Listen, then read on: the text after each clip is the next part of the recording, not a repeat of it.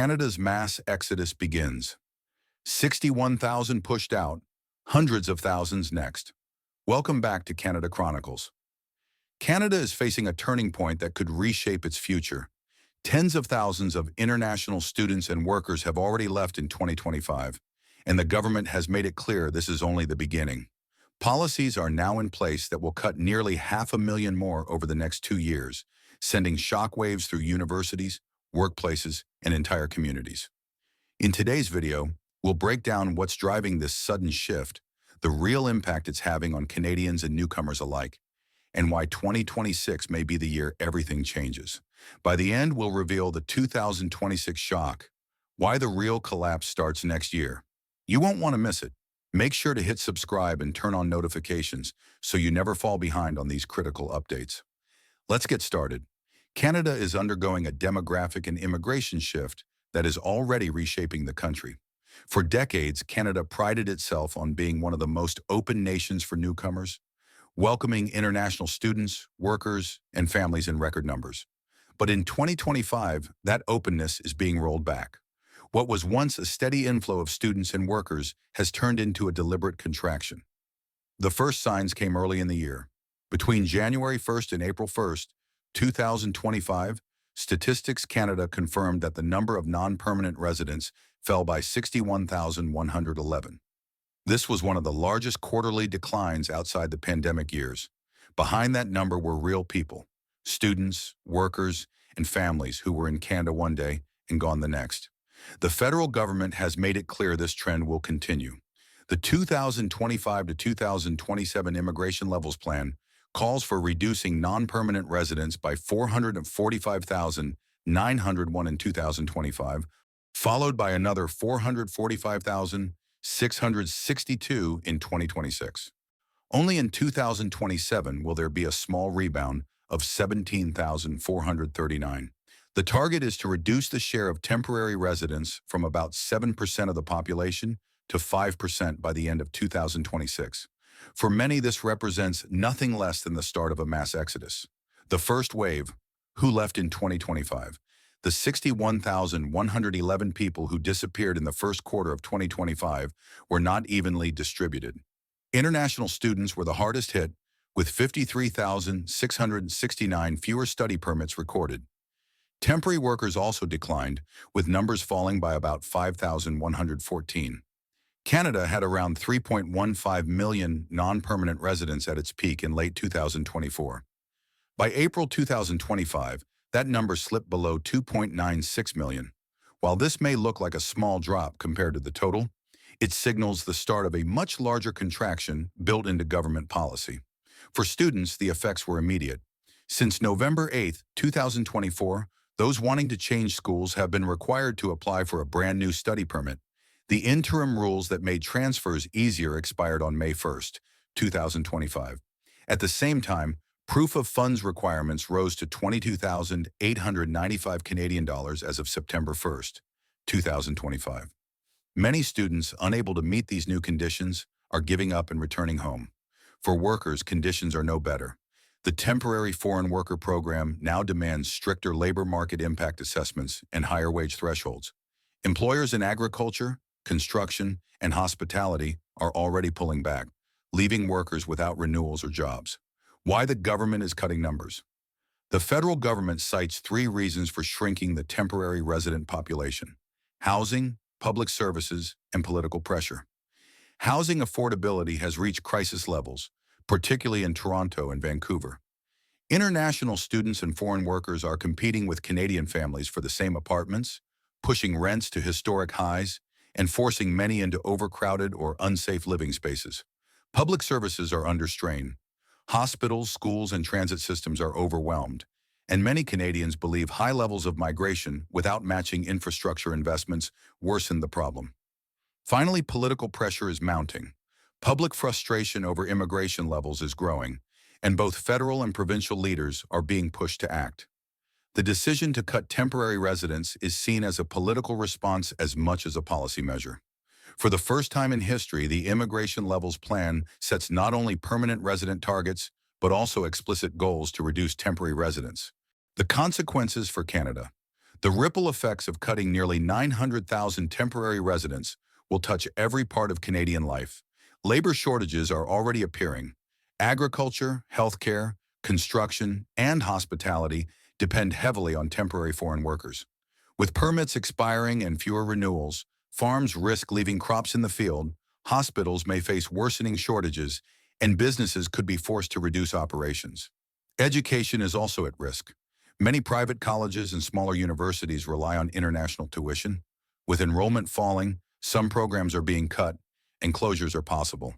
This threatens both schools and the communities built around them. Population growth has slowed dramatically. In the second quarter of 2025, Canada's growth rate was just 0.1%, the lowest in nearly 80 years outside of the pandemic. Analysts warn that Canada could record its first annual population decline if the planned reductions continue. Canada's international reputation is also at stake. For years, it promoted itself as a safe, welcoming destination.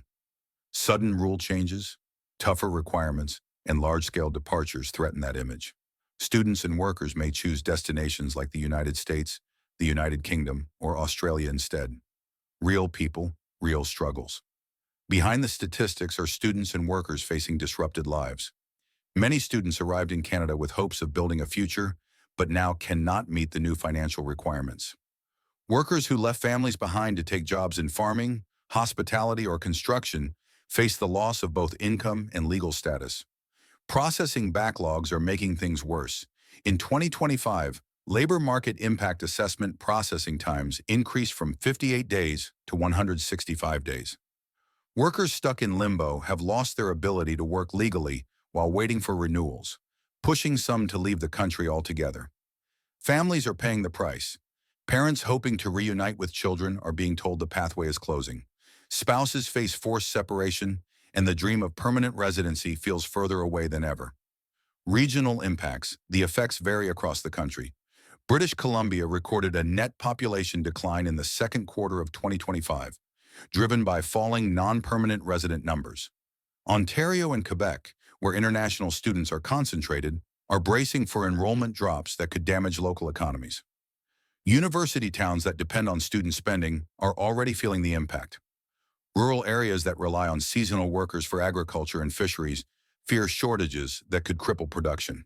In Alberta, the hospitality industry is warning of severe labor gaps, while Atlantic Canada faces risks in its fisheries. Timeline and targets. Here are the key figures shaping Canada's immigration strategy. 445,901 fewer temporary residents in 2025. 445,662 fewer in 2026. A rebound of only 17,439 in 2027. That amounts to nearly 900,000 fewer people in 2 years. To manage inflows, the government has set new arrival caps. 673,650 arrivals in 2025. 516,600 in 2026. 543,600 in 2027. With fewer arrivals and more departures, the contraction is guaranteed. The government's goal is to reduce temporary residents to 5% of the population by the end of 2026. What could help? Solutions are being discussed, though none are guaranteed. Clearer transition rules could provide more stability for those already in Canada. Exemptions for essential industries such as healthcare, agriculture, and construction could ease labor shortages.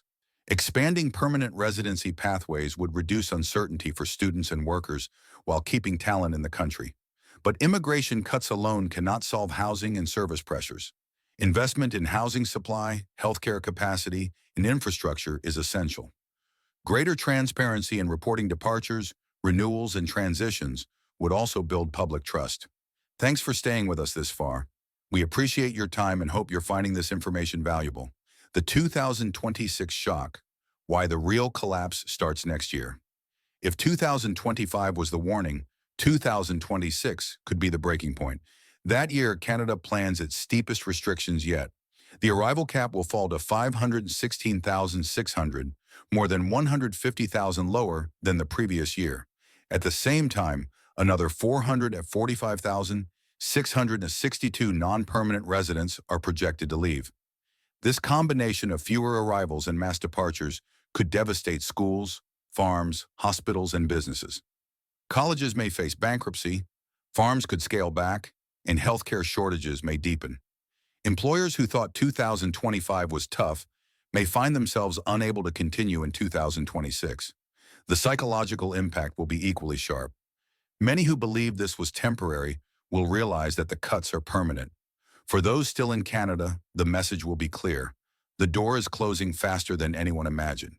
Without immediate strategies such as exemptions, clearer pathways, and targeted investments, Canada risks long-term economic and social damage that will be difficult to reverse. The numbers don't lie. With 61,000 already gone in early 2025 and hundreds of thousands more projected to leave, Canada is entering uncharted territory. Schools, industries, and communities are all affected, and the real test will come in 2026.